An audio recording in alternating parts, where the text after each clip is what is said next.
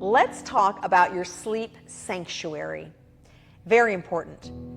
How you sleep, where you sleep, super important to keep the nice deep sleep cycles. So your room should be colder than usual and pitch dark. So what does that mean? Any type of LED light needs to be covered up, because here's the thing. I can ask you right now to close your eyes and shine a flashlight on your closed eyes, and guess what? You're going to see the light. So you could be asleep in a deep sleep cycle, roll over, and a light from a clock or a little LED, one of those little tiny ones, it beams you in the eye. It's going to pull you out of deep sleep, and it's going to now place you into restless sleep. And now you have to go back to deep sleep. So you want to make sure that the lights are out. Now, here's the other thing.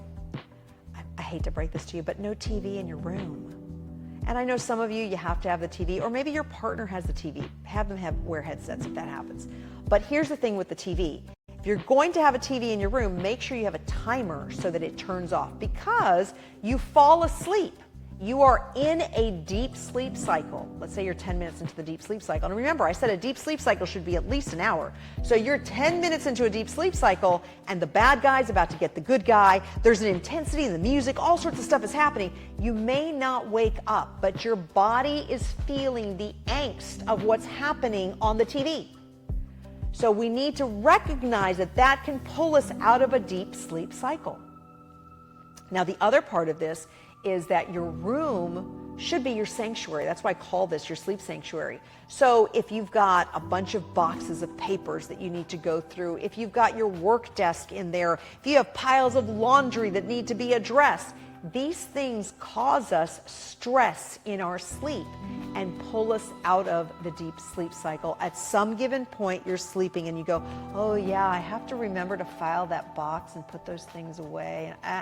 So we have all these thoughts that go in our head. So we want our room to be our sanctuary. Move that stuff out into the hallway, somebody else's room. Just get it out of your room.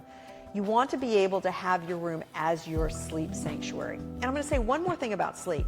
In a perfect scenario, when we get home from the day, most people turn on all the lights, the TV's blaring, all sorts of stuff's going on. But as the night progresses, we should start dimming the lights so that we can work our way to slumber. Because see, the human body was designed to be awake with the sun and asleep with the moon. But we don't work it that way. The moon is up and we've got the lights blaring, and we're trying to hold our cortisol awake more than we should. And so now we're actually causing more undue stress into our system. So if we start working on dimming lights, not making it as bright as nighttime goes on, then we're basically telling our body, hey, cortisol, you can start to work your way down so we can kick serotonin in, the sleep drug, and to kick in for us. And I'm not talking about supplements. I'm talking about what goes on in our body, what our body manufactures. So we want serotonin to kick up so that way we're asleep. Now, one more thing with sleep. I find this fascinating, so hear up.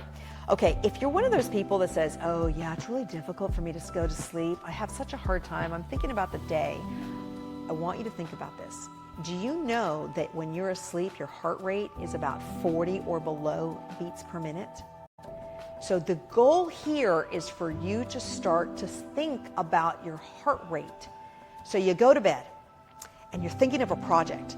I've done it before. I can feel like it's electricity. Oh yeah, and if I do this and if I do that, I can feel it, and I can feel my heart rate go. So now I focus on my breathing and I start to take long, slow, deep breaths. Now, depending on how fast your heart rate was going, you might have to swallow a breath or two, but you'll slow down your breaths. As you slow down your breaths and you slow down your heart rate, the next thing you know, you're going to be asleep.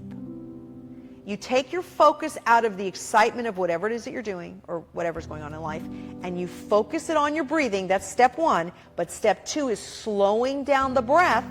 And once your breath has slowed down enough, you will be out like a light.